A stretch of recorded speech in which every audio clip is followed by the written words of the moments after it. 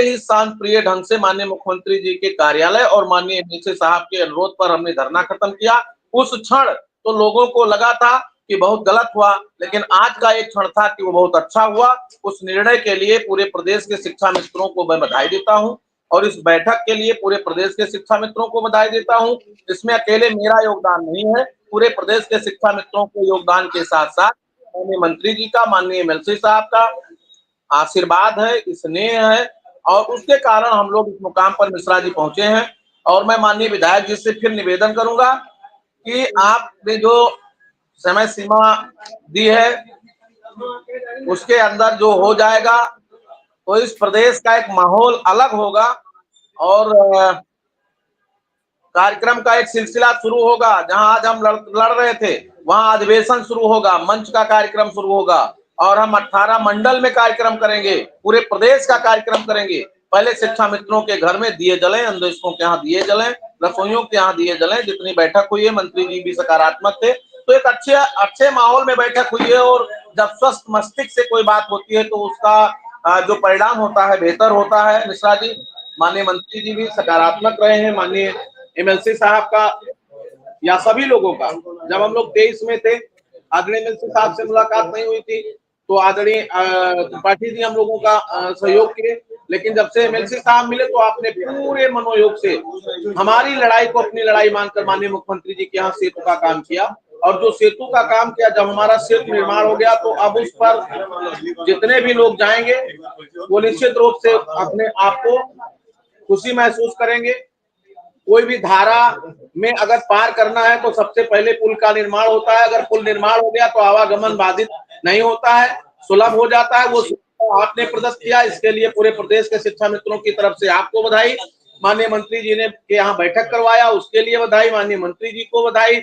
माननीय मुख्यमंत्री जी ने अपना आशीर्वाद दिया, आपके बात को, मंत्री जी के बात को अपने से संबद्ध किया और मानते हुए उन्होंने इस बैठक के लिए निर्देश दिया। इसके लिए पूरे प्रदेश के शिक्षा मित्रों की तरफ से बधाई।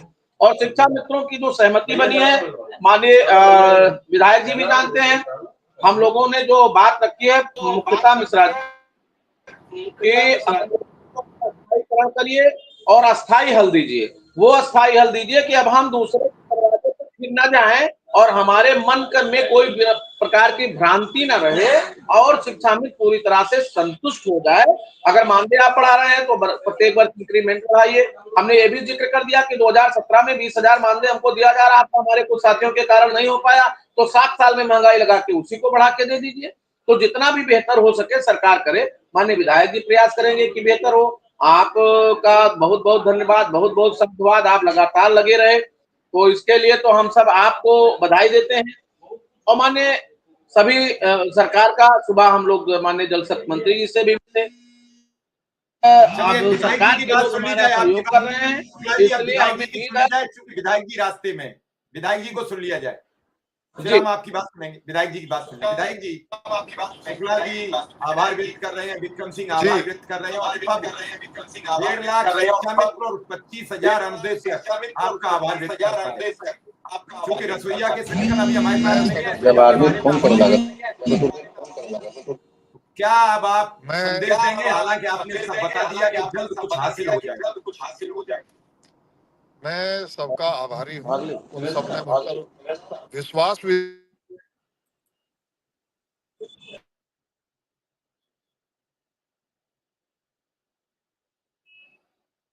अपना काम कर लिया। अब हमारे अनुसार चलकर देख लीजिए, भरोसा करिए और हाथ मिलाकर चलिए, सरकार से मिलकर चलिए, आपका भला होगा।